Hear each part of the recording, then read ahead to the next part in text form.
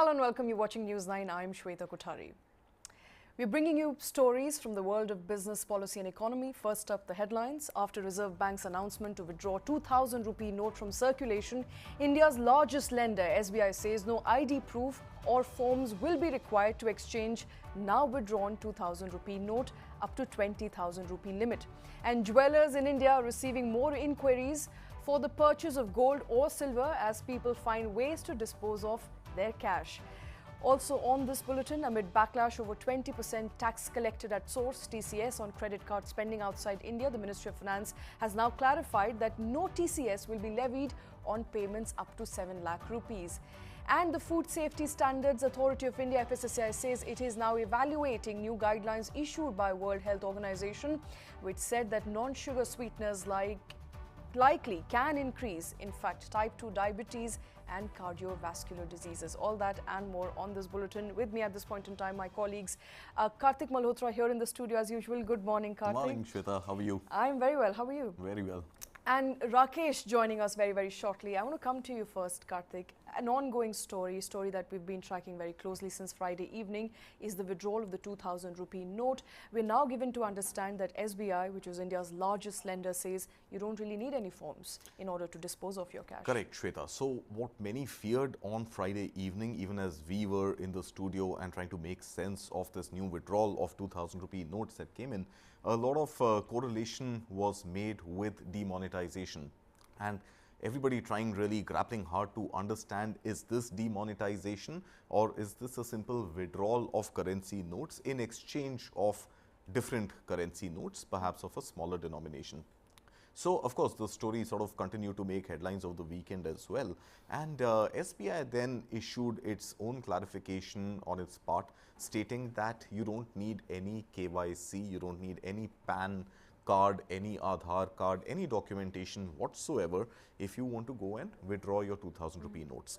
Now, of course, the limit for each exchange is limited to 20,000 rupees or 10 such notes at a given point of time. But there's no cap on how many times can you stand back in the queue, go and exchange the next lot of 10 notes of 20,000 rupees and how many times up till 30th September can you come. There's no limit, no cap on that whatsoever. So it raises the fundamental question yet again on why did the government go ahead and withdraw these notes? Because if it was black money that the government was after, the whole modus operandi seems to defeat that end objective. Right. At the same time, if it is to do with with lower denomination currency notes to be now introduced, so there are speculations and some suggestions, if I may, being made to the government that, hey, why not look at the 1,000 rupee note again? And the argument being that the 1,000 rupee note that got demonetized along with the 500 rupee notes back in 2016, the case of 1,000 rupee notes today with inflation carries a much lesser value as it did in 2016. So the goods and services you could buy in 2016 from 1,000 rupees are a lot reduced today with the same 1,000 rupee notes. At the same time, many people are speculating that 500 rupee notes may be the highest currency notes, and some even suggesting that maybe the old 2,000 rupee notes get taken away and a slightly facelifted new 2,000 rupee note will take in. But tough to say right now which side this tide is really going to turn. Okay, we'll have to wait and watch out. But Rakesh joining us at this point. Rakesh, good morning to you. It appears that SBI, while making it relatively easy for people to come back and dispose of whatever 2,000 rupee notes they have, is not going to ask for any details as to who it belongs to. So it defeats the entire purpose of trying to find hoarders of money. Absolutely. Morning, Karthik. Morning, Shweta. I think it tends to make us believe that the whole core purpose of defeating black money is, so to say, defeated by this particular action. We don't have the full details, so I am not sure exactly what is the rationale in not asking for ID and repeated visits by people, who we always keep talking about the, fraudsters being ahead of the curve. So I think here's an opportunity for them to be actually, much ahead of the curve. So in that sense, still confused, why did this decision come about in the first place? I agree with you and Karthik. But now that it has been taken, apart from the operational piece about how do people, deposit their 2,000 rupee notes with the banks, there are some macro indications that are likely to happen. So I think we must spend little time on looking at those parameters as well. So a couple of points. One is that the bank's liquidity would obviously increase because there are about 10% of the total, cash in India is still held in, in 2000 rupee notes. So that's 3,26,000 crores. A lot of money, 10% by value, 1.5% by volume. But value is what is more important. So what should it all lead to, Shweta and Karthik? I think it should lead to greater liquidity, which in turn should lead to expectations that we might expect a lowering interest rate at the discretion of the banks, not in a nudge from the RBI, and also possibly a raise in the deposit rates for people investing their money with PSU banks and private sector banks. The other big takeaway to my mind is, as it is panning out, is that there is a perk up likely in discretionary spending. As we have noticed now, people are buying gold, which continues to be the most favorite investment. And you just needed 2K currency being killed as another wonderful reason for gold to get a premium. So in that sense, discretionary spend could rise, which is being manifest with. Again, there is an interesting story. There's some jewelers, according to media reports, are asking for details in terms of ID cards, but not everyone is asking for those caveats, and they're then accepting 2000 rupee notes. And bank managements that have come into the public domain are generally welcoming this decision.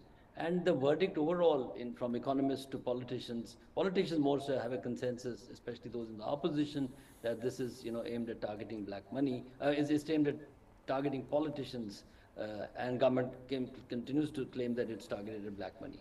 So we'll have to see exactly how it pans out in the days to come. So Shweta, there's another interesting hypothesis that I worked on over the weekend. And I'm not sure if that is really going to resonate with, with economists or not, and that is a test case we should try and run sometime. Now we are in the midst of inflation. It has tapered down. It has come under check. And the whole monetary policy architecture around taming inflation is around creating a liquidity crunch at the end user, the spenders, citizens end, and at the same time suck out their liquidity so they spend lesser and push that money back into banks, which offer higher interests back to these customers who deposit. So you're trying to liquidate the banks, but you're trying to suck out liquidity from the end users, the spenders. Now, we've seen RBI increasing rates in a bid to liquidate banks and suck out liquidity from the market. Does it seem perhaps a case where the RBI is now, through this sort of withdrawal of 2000 rupee notes, actually going one step further by creating a case for sucking out liquidity from the market, liquidating banks again, and create a scenario where interest rate cuts can now be on the anvil? Okay. So no need for more monetary policy intervention by way of rate adjustment. Inflation will in any case likely come down if these 3.62 lakh crore rupees, which are in the form of cash, go back, even 50-60% of that go back to to the deposits in banks. I think there is a clear case cut out for RBI to not tinker, to cut down rates and yet be able to manage inflation partly. Okay, Rakesh, do you agree with that analogy? But one of the concerns that I have, and this is for the sake of our audience that's tuning in this morning, as to what led to the 2000 rupee note being called back. Various reasons, of course, given by RBI. RBI says that this is an exercise that repeats itself. It was about time. The notes were in circulation for 4 to 5 years. Various hypotheses that we're all trying to draw. But for the benefit of our viewers, what do we know for sure? What do we know for certain as to why this exercise happened? Well, I do expect the government of India, someone from the finance ministry, to speak on this subject. They have so far stayed clear of doing that, but they must speak, because public has a lot of questions and economists are divided, politicians have that consensus, as I outlined just now. I do believe that the government owes an explanation, because RBI has put out a page and a half or two-page note, which, to its defense says that the note was anyway, withdrawn in terms of being printed. So it had a limited shelf life. This is the shortest shelf life for a currency that we have seen in recent past. So I had put out a note on my social media post saying that it dies in the pink of its health. Someone pointed out it's killed in the pink of its health. So no. I mean, that's a valid point actually. One, that the shortest tenure for a currency at that value. Second, that, is it killed or it died? RBI would make us believe that it died because, it was a natural death, because they had withdrawn printing it, and, there was limited circulation, and it was the stated intent that we want to curb black money. But a responsible government, when they take such decisions which have huge bearings on the public, this is not a macroeconomy debate being run in the RBI headquarters and the finance ministry in the North Block. It goes way beyond that. So I would imagine that it's prudent, it is realistic that the government comes out with a statement and says that why finally it was withdrawn. We do believe and we do know, and it is quite rational, that the RBI would have consulted the government. I don't see, like politicians, anything wrong in that. This is anyway a two-way process that right from the way India became an independent country, the central bank or the regulatory bank does consult the government, and we do know that when it comes to rate hike or rate lowering or rate management, MPC has government representatives on the board. So, politicians can make thick charges, but I do believe that government would have been consulted, and if government has given a perspective and it has, so to say, given the nudge, it must come out in the open. There was a weekend in between, probably they didn't think it's proper to, come out in the open and state the reasons that you are asking me and I'm asking the government to come out in the Okay.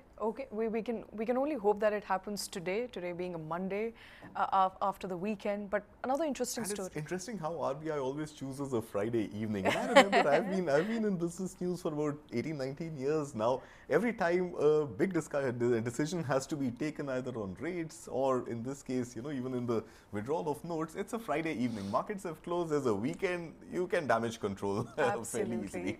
You can damage control. That reminds me, markets have opened to a positive start this morning.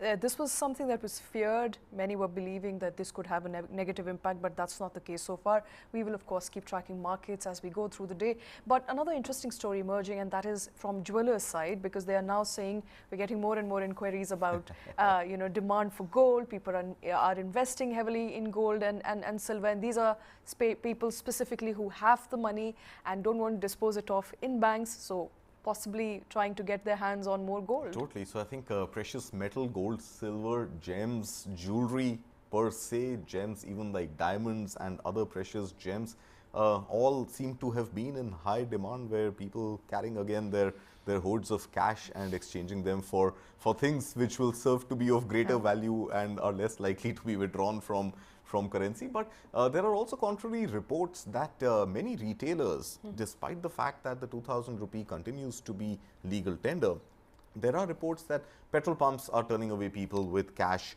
or even other malls and shopping avenues where you're going, not the jewelers. This is, of course, a market that we all understand runs fairly significantly on cash. But many other modern retail outlets, including Kirana stores, are turning away people who have the pink note in their hands and sort of telling them that, opt for a UPI or a card-based payment instead of trying to get rid of the 2000 rupee notes on presumably shopping through their at their expense and through their stores.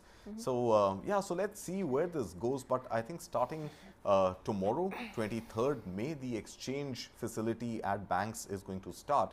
So that's where the real trend will emerge. We'll try to see what is the length of the queues. We'll try to see how many people are going and repeating themselves in their queues, and get an estimation of how much money were people actually holding on to. And again, was it a case of hoarding a lot of cash at home which now gets exchanged, or is it just a case of some sundry notes in your accounts and you just want to get rid of them and get lower denomination notes? So that is something, that trend will start to emerge from tomorrow. But given the long runway this time up until 30th of September, I doubt it's going to be a situation like we saw in 2016. And it doesn't seem likely that people are really going to queue up in hordes outside banks and try to get rid of a lot of money in one go. Yes, in fact, just this morning, as I said, I was discussing this with somebody I know of in their area in Tier 2 city, and they were saying that despite banks open on Saturday, and although exchange facility did not start, people were not really worried. They were not queuing up. They were not inquiring about their cash, which essentially means that there is no sense of panic in the market. just as yet, but we'll of course have to Right. wait and watch And out. of course, I mean, the up exchange until facility tomorrow. starts only tomorrow, so I So we'll think have the to wait litmus till test tomorrow. will happen Tomorrow as morning. banks open. Right, and we'll come back to you at 10 o'clock sharp tomorrow morning to let you know whether what's the status on ground, what is happening in banks, how are banks opening up. But you know, another interesting point, Rakesh, and I want to quickly bring you in before we move on, is that many jewelers are saying that we are not witnessing a similar situation to what we saw in 2016 during demonetization, where there was essentially a lot of panic in the market. So in a sense, alluding to what Karthik is saying, although the trend will emerge from tomorrow onward, but the sense on ground is that of calm at the moment. Looks like, because we don't know what happens tomorrow morning, Shweta, but when the government and the RBI have taken this decision, I think they've done some calculation, because even if you discount politically and be brave and say that the Indian public braved through the demonetization trouble, which was significant on the ground, this government and RBI would be cognizant of what happened that time. So in that sense, in their estimation, this is, if we can call that the official estimation, it is a small change when it comes to 2000 currency notes being in vogue in that sense. So and also we have looked at the media reports and opinion writers and economists also alluding to the fact that this is much less in circulation. In that sense, there would be much less pressure on the banks. And in contrast, the banks would be happy to receive many more notes to further shore up their liquidity. But for a bank employee, you can imagine it's still a lot of stress, even if he or she doesn't encounter large queues. I just wanted to add a little bit on the gold. Gold is witnessing a tremendous phenomenon. One is the jeweler, which is the at the common man's level, people are queuing up and want to convert 2,000 rupee notes into gold buy. Even RBI is buying gold in a big way. Last 3-4 months, I was looking at some data. I don't have the numbers right away, but there's been a massive perk up even RBI looking at gold. So gold never loses its shine in the contemporary times. And finally, I think we don't need to lose too much sleep on the inconvenience to be caused to people on 2,000 rupee notes transferred to banks. But without ID, I think it's not a great idea. I don't know why and who has advised. As of now, I don't know whether we are right, Karthik, in assessing that it's only the SBI which has That's given right. this particular indication. But what happens with PSU banks is that SBI becomes the nudge bank. So I think other PSU banks will follow, unless and until the government, or the finance ministry, or again the RBI, issues a notice that we do need an ID proof for doing so. That's right, So Rakesh. And yeah, let's incidentally, rest from to. today, Yeah, please go ahead. I think there were reports coming in the morning that there is an RBI Board of Directors meet also starting today, and all PSU bank leaders are going to be part of that meeting. It's slated to be a 5-day meet. So I think a lot more clarity should emerge. But Rakesh, I just wanted to pick your brains on, on the story that we saw in Hindu Business Line this morning. And it goes on to state that there is clarification from the RBI, not exactly from the RBI. RBI hasn't really been quoted here, but it states that 2,000 rupee notes will continue to be legal tender even beyond 30th of September. Yeah, I was coming to that, So, Karthik. so what does We, this really mean? Because, then why set a deadline? The deadline is only for exchange. But if you don't make your exchange till 30th of September, you are still lumped with your 2,000 rupee notes, and even beyond 30th September, they continue to be legal tender. So you can still use your notes anyway. So then what is this withdrawal really for? if I understand correctly, and there's a learning from the 2016 episode, what happened is that beyond the cutoff date, RBI at its regional offices, not designated banks, whether private, scheduled, or government banks, they had a window for another 3 months where you could exchange these notes. Only the regional branches and the main branch in Bombay and Delhi, that's where you can directly go and exchange these notes with the RBI. So that is a bonus window beyond 30th September. I think that is the case even this time, which we forgot to address when this story broke on Friday. That is an additional window, which I think the Hindu Business Line is referring to. I don't know what is the timeline on that. Is it 3 months, if I read it right, or is No, it? it doesn't have a timeline stated, Rakesh. In fact, it quotes an RBI official. The RBI official in this case is not named in the report, but it states that it will continue to be legal tender beyond 30th September, which means you can pretty much use it regularly like you use it today and will continue to use till I, 30th September. I, So, I don't think that's the way to put it, because 2016 the currency was no longer valid, but in terms of the exchange, yeah, that additional bonus was available for another 3 months. Is it right. 3 months this time? Is it 1 month this time? Is it 4 months? I don't have clarity on that, and these are the issues that the RBI and the government should together put in focus and inform the public right away. There should be an updated FAQ every day from the True, bank. true. Yeah, and when it comes to banks, again, we were discussing how it impacts the banks. I think they're in a very happy situation, including the PSU banks. We will looking at doing that story, Karthik. How PSU banks and Indian banks as an aggregate are doing pretty well. They're in a very, very comfortable situation in terms of their profitability, and thanks to two very, very bold and historic reforms. One led by Raghuram Rajan, who was the RBI governor then, in cleaning up the NPAs under the political mandate. And then again, this insolvency piece where banks are able to, which was done by under the IBC by the current government, where Right. they're able to recover quite a bit of their money. So, operational difficulties to ordinary bank employees, but all this adds to their final P&L. And there also seems to be, if I can call it, a grey market premium on 500 rupee notes. So there are reports emerging across the media as well as on social media that that the grey market exchange of 2000 rupees for 500 rupee notes is happening, with every 2000 rupee note being traded for 3 notes of 500 rupees each. So 1500 rupees is what you get in exchange Okay. of 2000 rupee So notes that you give out. it loses in the 25% of its value yeah, but in obviously this is exchange. all in the grey market, and this is all people succumbing to panic, which I think Okay. at this there's no need for this stage for any sort of Right. panic to. It's surprising because from what I'm reading so far, Karthik, is that RBI did not issue any directions to banks to collect identity proof. That's right. Or any sort of fill any form in order to That's right. swap That's right. the Which is why 2000. SBI is saying come exchange Exactly. notes with So, no so, so the paperwork. fact that it was never in place to begin with, and then SBI, now issuing directives that we don't need it, because initially they said you would need to tender some sort of proof, but now you don't need it anymore, also means that no other bank is going to ask for it. Right. So my whole point being, if you were in any case looking at replacing those 2000 rupee notes and you had stopped printing them in FY19, was there any need for the circular even to be issued? I mean, does it matter you have a time window to exchange till 30th, but it continues to be legal tender till 30th September? Even beyond 30th September, it is legal tender. You can exchange it with no paperwork. You can continue to use it until 30th September, reports suggesting even beyond 30th September. So what was the real reason behind all this, and creating this panic, so to speak, in newsrooms as well as eventually in the market, in the amongst market. people. So, Absolutely. We will keep coming back to that story, but we're going to move on for now.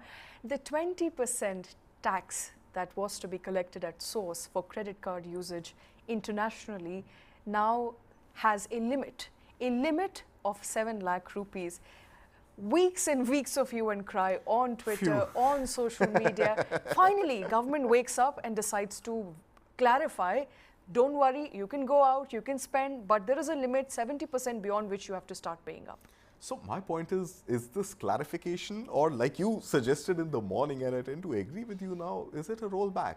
So we've spent enough time, enough airtime and enough mind space speaking to experts, tax experts, legal experts, personal finance experts and what have you, on why this was introduced, the rationale behind introducing this, how you reconcile your books 1.5 years later when you file your income tax return. So again, just for the sake of our viewers here, there were reports earlier this month that the RBI, that the Finance Ministry has decided to impose a 20% tax collected at source on all international credit card transactions with no value, no threshold, no floor or ceiling set to it. The assumption then and the calculations that we were doing then was that even a $10 swipe outside the shores of India will attract a 20% TCS, so your credit card gets blocked for $12, not $10. And then you sort of, recalibrate and reconcile your books when you're filing your taxation, and this money comes back to you if a refund is due to you.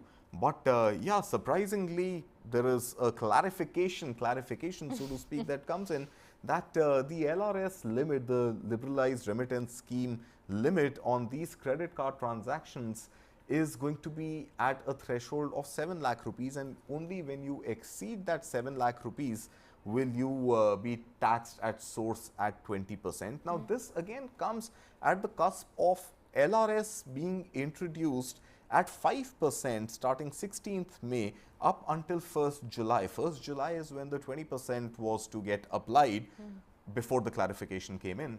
But 16th May is when the 5% TCS got introduced on all international credit card spend. So 16th May to 30th June, it would have been a 5% TCS, and then 1st July, the 20% would have kicked in. But now clarification states that this 20% will kick in only on transactions above the value of 7 lakh rupees. Okay. Now, I'm still trying to understand that is the 5% TCS still valid, will continue to be valid till 30th June, and will the 5% be valid on transactions of all sizes from 1st July onwards as well or not? Okay. I mean, that's like a lot of room for a lot of debate, discussion, but no clarity essentially on what's going to happen up until 1st of July. But because what we were discussing so far is 1st of July onward, every time you swap your card, as you rightly pointed out, you will attract a 20% TCS. Right. But will you now continue to attract 5%, or will you attract no TCS at all? That's what we need to study and find out, because Okay. clarification on that has not come in yet. It got applied from the 16th of May up until 30th June. It was supposed to be in existence, and the new rates were to kick in on 1st of July. But it seems like a great consolation prize that, hey, we scared you with a 20% tax, but worry not, it's only going to be 5% and not 20%. Okay, interesting there. We are, of course, waiting for more clarity. But we're going to shift focus for now. In fact, another interesting story that we continue to track at this point in time, and that is with regards to FSSAI, Food Safety Standards Authority of India, which is the apex food regulator in the country, is now saying that we are going to assess a WHO report that has raised red flags on sugar substitutes. And when we say sugar substitute sweeteners like aspartame and stevia, if I'm pronouncing that correct, stevia, which is used in a lot of drinks that we consume on a daily basis, from your Pepsi to Coke, Zero, and many people believe that these are good sugar substitute, but WHO, they're saying it is not. So, Shweta, if you recall, I remember when Indra Nooyi had taken over as the CEO of PepsiCo internationally, the one thing on her agenda back then was to cut down on the amount of sugar that goes into the aerated beverages.